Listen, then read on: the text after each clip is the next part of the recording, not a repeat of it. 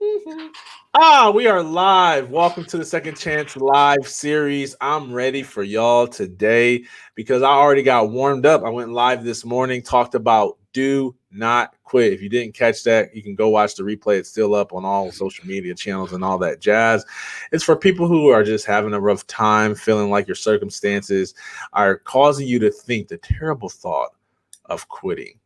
And let me tell you something, that you will win because you're not going to quit. So I'm excited to introduce you to my good friend, Sydney here. And, interesting fact about Sydney is that her first name's Sydney, and she actually was born in Sydney, Australia, which is so random. I just didn't even know that. And then she told me one day, and I was like, whoa, weird, right? So I'm going to read her bio to you, and then I'm going to encourage you guys, you already know, to share, host a watch party, all of that good stuff. So let me let you know why she's important and some things that you can learn from her today. So here's the bio. You ready?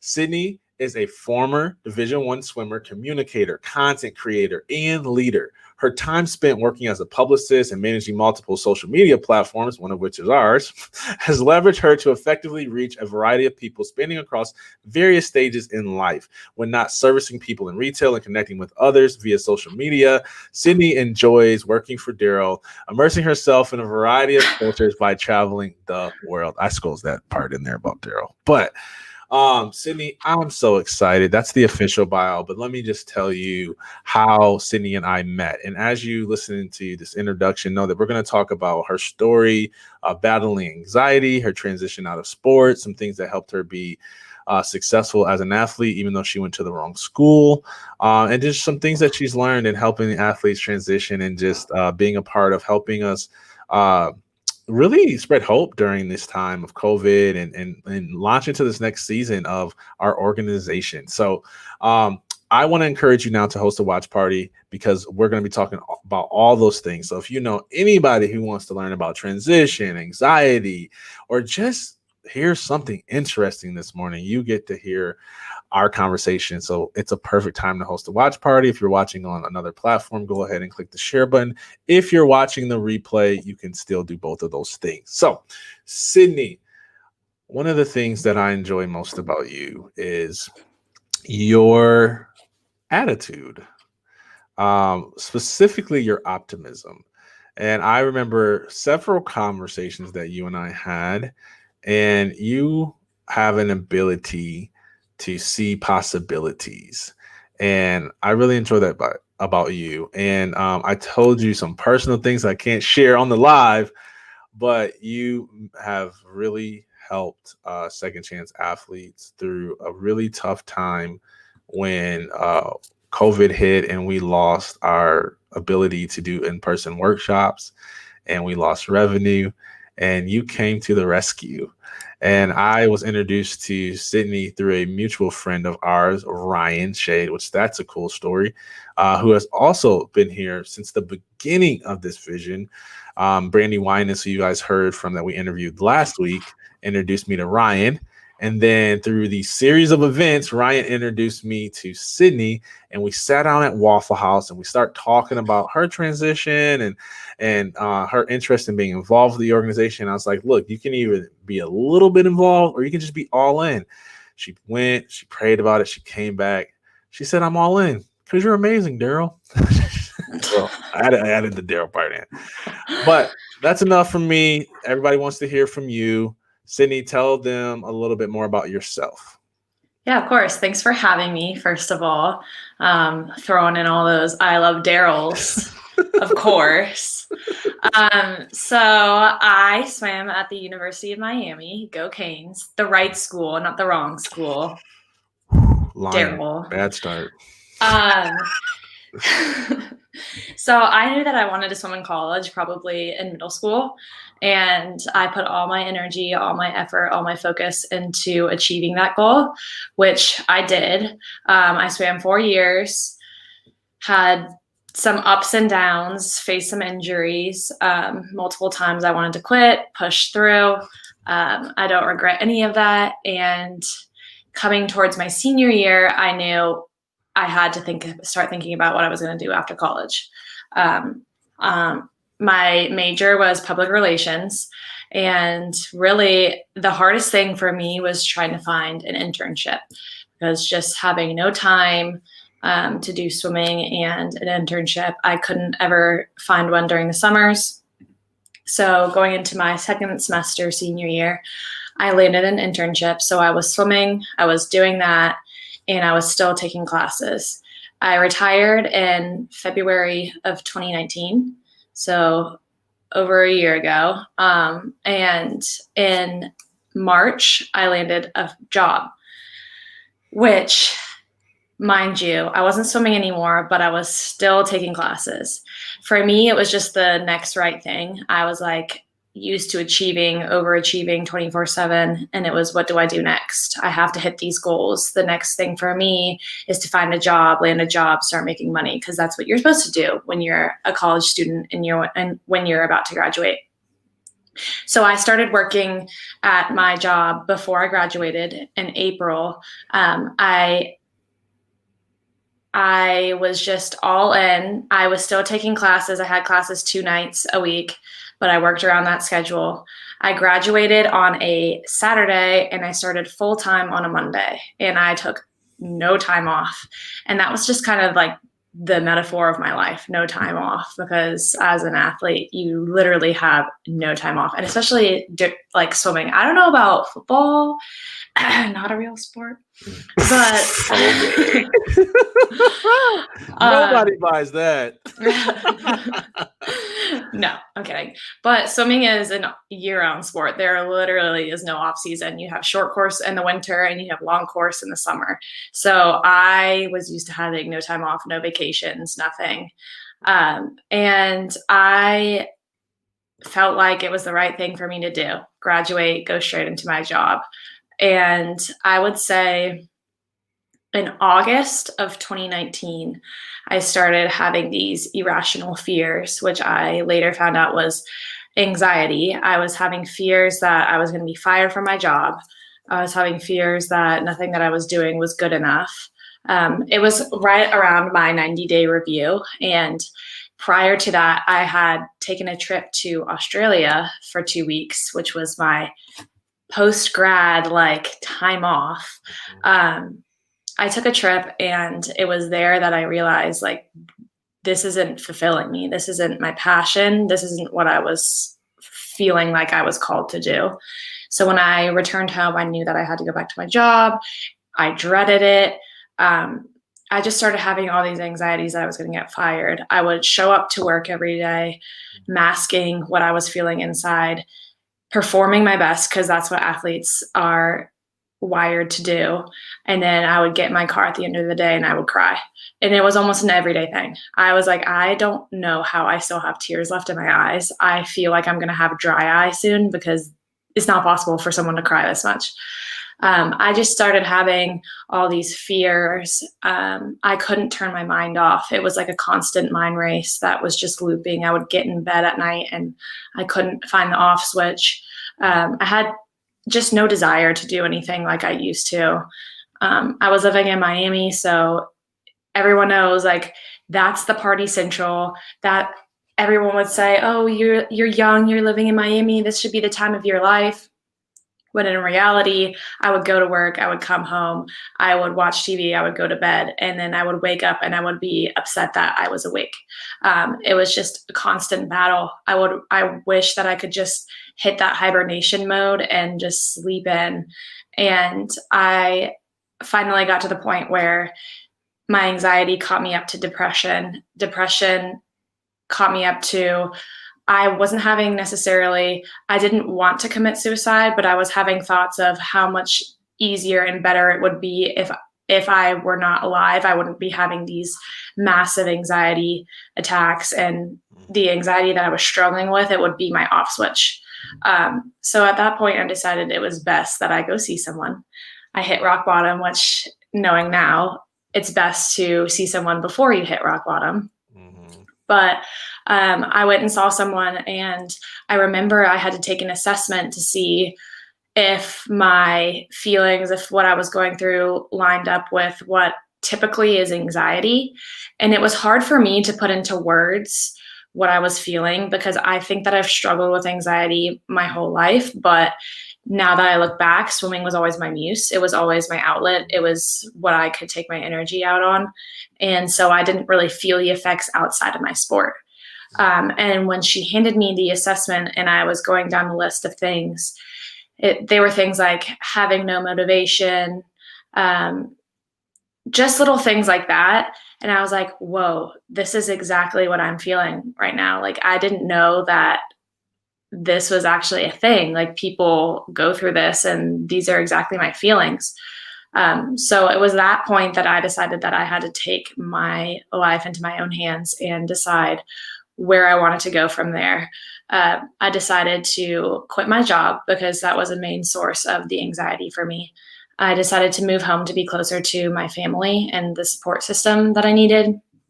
And most importantly, I decided to take a couple months off and really just find that inner peace, breathe, and reset my life, because I had never had a time in my life where I was doing absolutely nothing. And that was so important for me to really just pause and get everything in my life in order. So powerful. Thank you for sharing. Man, you're getting good at that story. I think that you've been learning from somebody. Must have been this, guy, Of course. that helps, that speaks all the time. There's, first of all, I remember when you came here and Ryan introduced you to me. My thoughts going into that conversation were, here's a former college athlete. She's recently out of transition. She's probably, at a bad place. She's probably not really transitioned, probably got a lot of baggage, going to need a lot of work. Because typically, it has nothing to do with you just being fresh out of college. It's just typically that's when people connect with us. It's always when, like, look, I have no clue what to do, whether that's fresh out of college or Ryan's talked to people that are like in their 70s and they're still struggling with this athlete identity piece. But I was shocked at the amount of growth and healing that I could tell that you've already went through prior to joining our process. So here I'm thinking, like, we've got a lot of work to do, and we were able to do some things, but I'm like, man, she's got it. She gets it. I'd love for you to talk about some of the things that really helped you learn how to cope with your anxiety and how to live more mentally healthy and how to deal with not being an athlete anymore. Yeah. So first of all, something I always bring up is when Dwayne Wade figured out that he was retiring from sports and they asked him what he was going to do, he said, I need to go to counseling. I need to talk to someone. This isn't normal for someone to live their whole life doing one thing every day and then just to lose it all. And I had done counseling before, but it wasn't when I retired from sport. I hadn't been seeing a counselor. And that was the number one thing that I knew that I had to do, was go see someone, go talk to someone that's unbiased, someone that wasn't in my schedule 24/7, that doesn't know my family members, the people around me. Just being able to share what was going on in my life and really just lay out everything that I was feeling, everything that I was worrying about, and just have that sounding board. And for them to tell me, I'm not crazy. I'm not the only one that's gone through this, and just kind of help redirect me during my struggles. That was a main thing for me, because it's easy for me to get in my head and think all of these things and have that hamster wheel of thoughts. Right. But it's also a lot easier for me to talk to someone about it and get all those thoughts out into the air, into existence, to leave them where they are, to shut the door, and to just completely feel renewed and just like something's completely off my chest. So that was the first thing. Another thing that helped me cope was journaling. So I have probably 5 journals full from front cover to back cover, every page full of just thoughts, emotions, what was going on in my life at the time, and how I was feeling. And it's funny to look back now, because I looked back recently on my journey in the midst of everything I was going through and all the thoughts I was feeling and how trapped I was feeling. And it's just amazing how much liberation I've come to and how much freedom I've come to, and my battles with anxiety. Like, I would tell you that right now, my anxiety then was probably at 90%, 90 to 99% consuming my life. That's all that was going on. And now I would say it's probably under 5%. I just right now, knock on wood, I don't really face it. And it's amazing to see the person that I was and how just hopeless I felt and how far I've come from then. And journaling really lets you take out all of your feelings, all of your aggression, anything that you're worrying about, and just keep it in a safe place where it's not bottled up inside of you. I think another thing for me that I had come to realize was a big part of my struggle was I'm not happy. Like, this isn't happiness for me. I'm not happy. And I knew that a lot of people in their first jobs weren't happy. Like, that's a common theme. Like, you don't go into your first job. A small portion of people stay with the company that they first are hired to and love it and are there years. And so in my mind, I knew this is where I'm at. I need to just get experience, stay here for a while, but I'm not happy. And a big part of what my therapist then told me was, you have to create happiness in your life. You can't just sit there waiting for it to stumble upon you. That's good. And that really changed my mindset, because I was waiting for happiness to like strike me in the head with a baseball bat. But I wasn't taking that initiative of creating those moments of happiness in my life. A lot of my time spent in anxiety state. I didn't want to do things with other people. I secluded myself. I would look at my friends and think, will I ever have that happiness in my life again? Like, will that ever be me? Will I ever see what they're seeing and feel that in my own life? And that was something that I had to step back and really take into my hands and say, if I want to be happy, I have to create moments of happiness. And then I would say the biggest thing I learned is how to rest and be still. And I'll say this a lot. There's a huge difference between pure soul rest, and there's a huge difference between that and vacation. Vacation is your short term, like, let's just take a pause, let's go have some fun. And to figure out how to rest, to not have anything going on in your life, to sit down, to have your soul be content with where you are, when nothing around you is happening, is powerful. And for you to find that peace and to be happy in the moment when there's nothing going on around you makes you feel like you can rebuild a life on firm foundation. Wow. There is a difference between vacation rest and soul rest.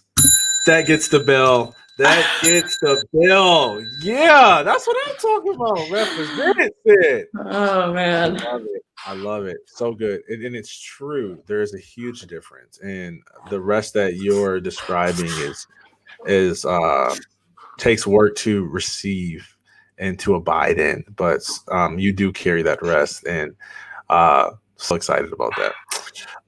Would love for you to speak directly to athletes in this moment. Kind of getting a little ahead of myself, but I just feel like there's going to be athletes that are watching this replay or maybe watching now. I don't know. I can't tell. But and it's like this concept that my life as an athlete was the best days of my life. And I'd love for you to just talk to them and share your heart with them. Yeah, sure. So obviously my journey in athletics was a little bit different from someone who probably goes pro and is like, this is my life. I want to build this life, blah, blah, blah. Because I wanted to quit multiple times. I was like, this is not it. This is just not it. And in my senior year, I was like, I can't wait to be done. I can't wait to sleep in on Friday nights and not have to worry about morning practice on Saturday. I can't wait to go out and grab drinks on a Wednesday night and not have to worry about having practice on a Thursday. So obviously my mindset was a little bit different. I was ready to be done.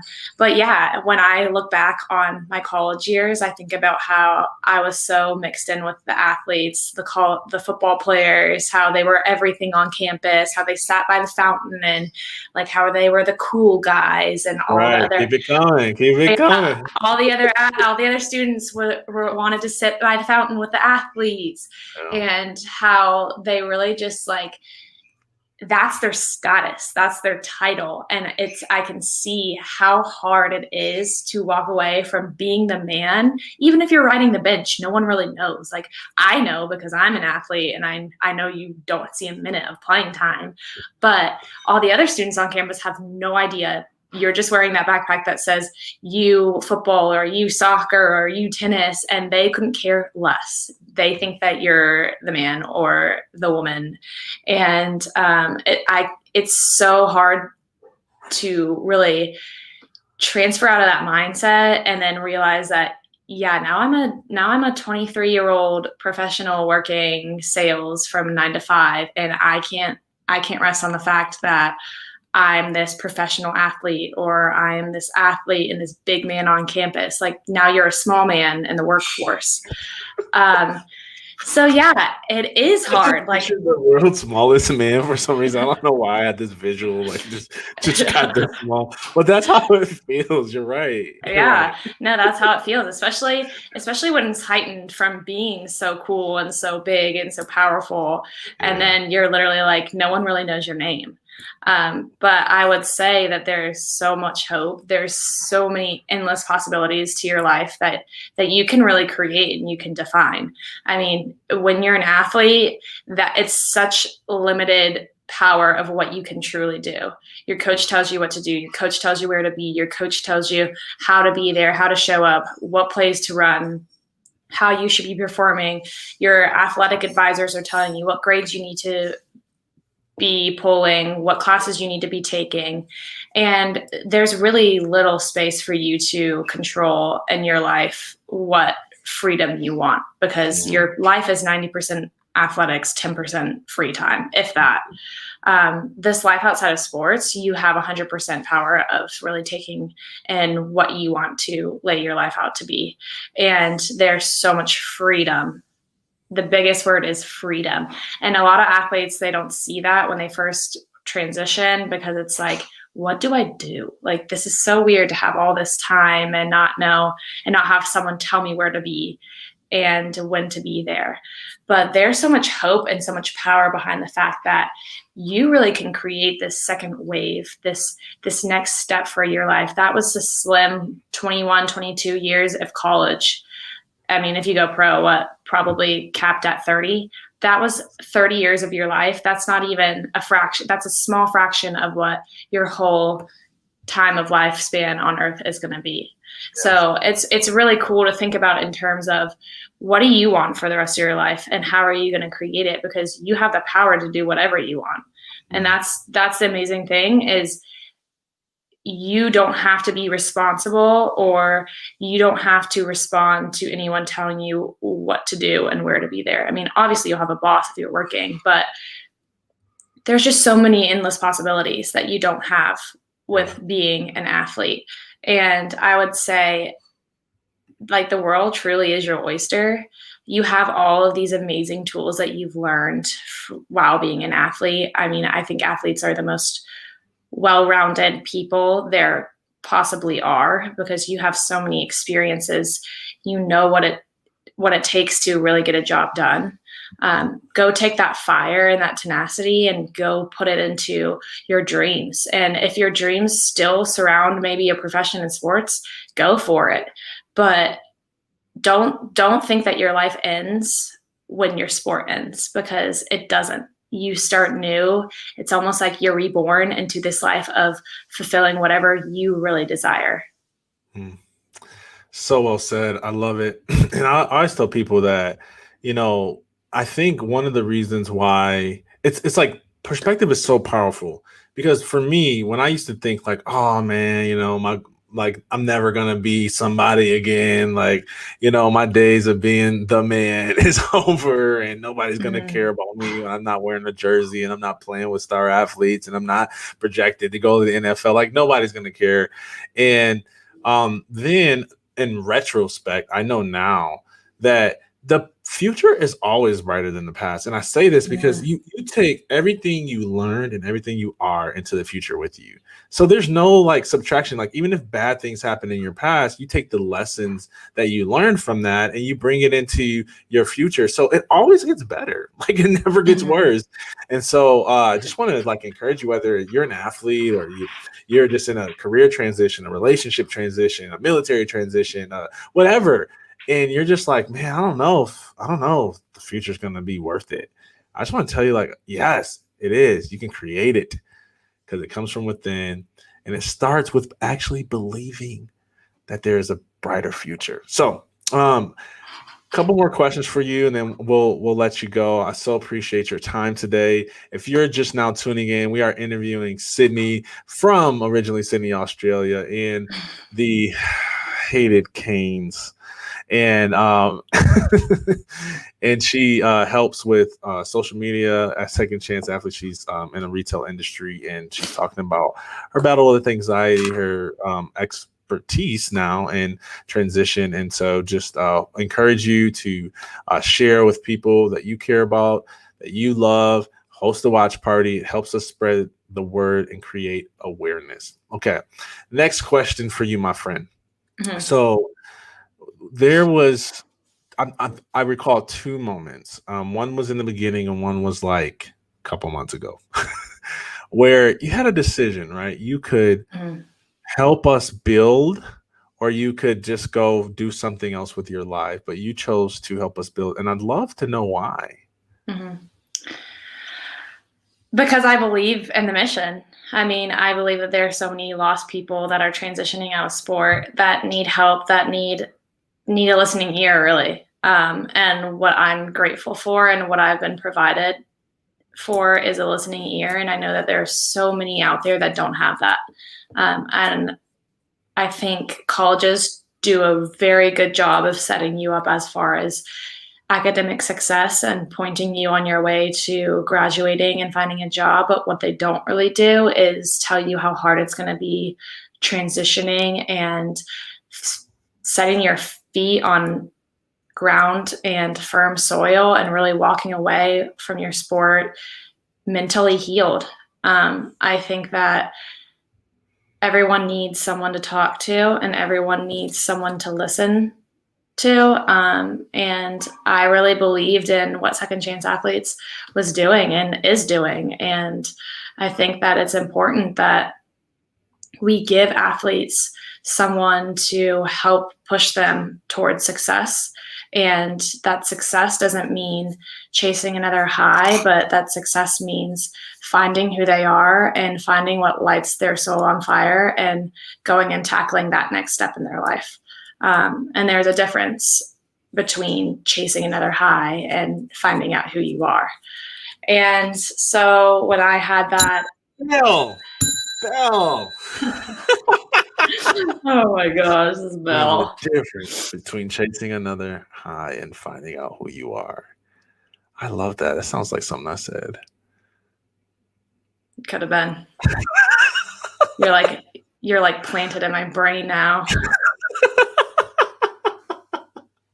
I love it. I completely cut you off, but I had to. You got the bell. Like, that's two bells today. We should start tracking who gets the most bells. Has it been me? I don't know. Maybe because I'm just more awake. But good. I don't know if it's because you had the most like tweetable statements. But you're doing a great job. We can just take this, cut it up, put it on social media so people can hear more. So, anyways, back to whatever you were saying before I rang the bell. Sorry. So I've had the option to help you kind of establish this and build this. And when faced with a choice, I was like, why wouldn't I? I believe in it. I want to help people as much as I can. And I think there's, in my spirit and who I am, I really, when I believe in things, like I'm very quick to say, let's do it. And let's just like, I'm going to give all my energy, all my attention, the true athlete fashion. Like there's no middle ground. There's only 0 and 100. And to be quite honest with you, like what I've learned through this journey is you don't have to be giving 100 all the time. Like that's a straight line to burnout. Give what you can and when you can. And I really have found that peace in helping second chance athletes, that I'm flexible to give what I can and when I can. And because I believe in the mission and because I believe in helping other people that are going through the same battles that I am, I give when I can and what I can. And just to think back to my struggles with anxiety, it would have been so nice to have someone that walked in that same confusion and that in those same battles and have them say, I dealt exactly with what you're dealing with now. I overcame it and this is where I am now. I didn't have that. Yeah. And so to sit back where I am now and have that freedom and have that peace, knowing that I can help someone else and say, I went through those same exact things. You're going to thrive and you're going to live through that. That's why I do it. Because if I can save one person, it's enough for me. Love it. Love it. You know, just because it's my show and I can do this, when you were telling your story about going through transition, then coming back to Georgia and then meeting me, like this is all I could hear playing through my head. You ready? This is what happened when you met me. Ready?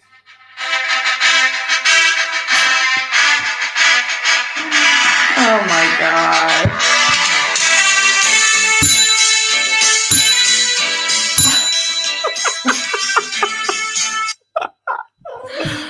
Oh, something's wrong with me today.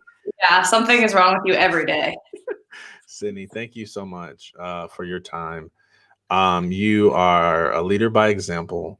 You're full of wisdom and wisdom beyond your age. And we can't thank you enough on behalf of Second Chance Athletes for what you contribute to the mission and the movement.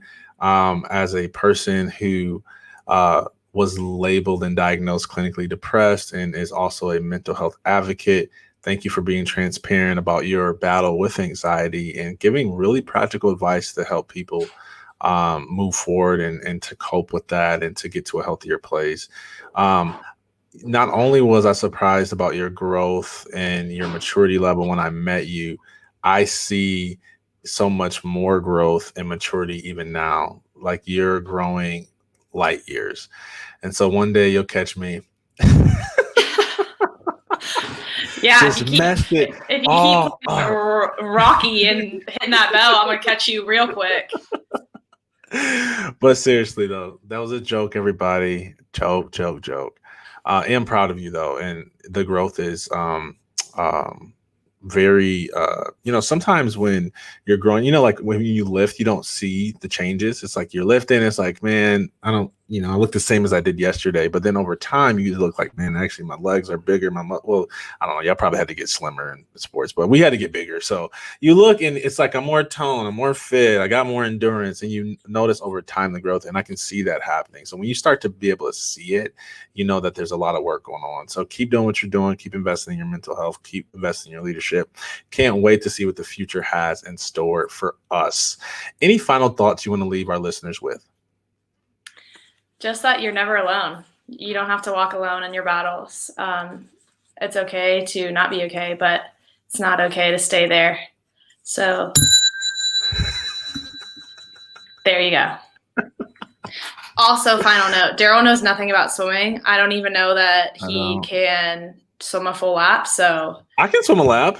Don't come to him for swimming advice. I can swim a lap, so it's cool.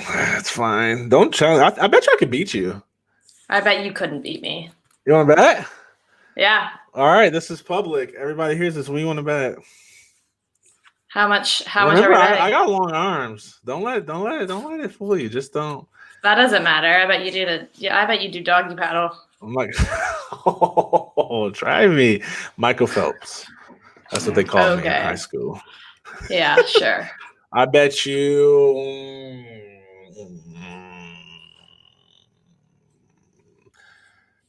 $25.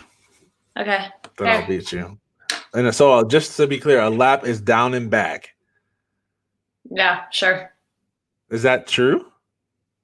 I mean, technically, yes, but we could do 1 lap. But yeah, no, 2 laps is good. Oh, no, let's do 1. So No, you down already is said 1 2. lap. To me, a lap is like a full thing, Well, technically it is, but you said 2, so we'll go down and back. No, because I got faith in the first one. Yeah, So just race you to exactly. the end. Fine, I'll do it. Down and back. $25 down and back. Now, y'all hear this, and then when I win, I mean, it's just I'm gonna do a solo episode just bragging about the fact that I beat a former Division I swimmer at her own sport. So don't think I'm gonna take it easy on you. Anyways, so back to our regularly scheduled program. Guys, thank you for joining us today. We're going live again in like 25 minutes. We've got my good friend Rodney Kellum. He's a motivational speaker. He was on CNN for the book he co-authored titled "What Your Name Is, What Not to Name Your Child." So it's very interesting. We're going to talk about that. He's a former Division I basketball player as well. And he's another person that I can beat in basketball. So, man, I just got a lot of people I can still beat in sports. I feel good about myself. Maybe I haven't transitioned yet. Listen, you guys are gonna love him. He's got an amazing story, and he's a great speaker. And so, join us back here in 24 minutes now to hear from Rodney. I want to encourage you to get all of the latest updates and all the stuff so you don't miss a beat. Go to secondchanceathletes.com. You'll find more about us. Follow us on Instagram. You get to see Sydney's work and how great of content writer, graphic designer she is. She's not for hire. Sorry, you can't steal her. And yeah. And then we got 2 live streams today, don't we, team? Let me check my calendar. So we got Rodney coming up, and then later on we've got Dr. Richard Schuster. You guys are gonna love Dr. Richard. We're gonna talk about a powerful assessment that we have for athletes, and you guys are and if you're an entrepreneur, like, you're gonna want to hear. He's been on all major news platforms and all this other stuff. So you guys are gonna love Dr. Richard Schuster. Okay, he's a new partner of ours, Sydney, and I will remind you that you have to take your assessment. So boom, you just got called out on live. All right. Yeah. See you later, guys. I love you. Thank you for tuning in. Share, like, all that stuff. Go check out the website, and we'll see you here shortly. Bye-bye. Bye.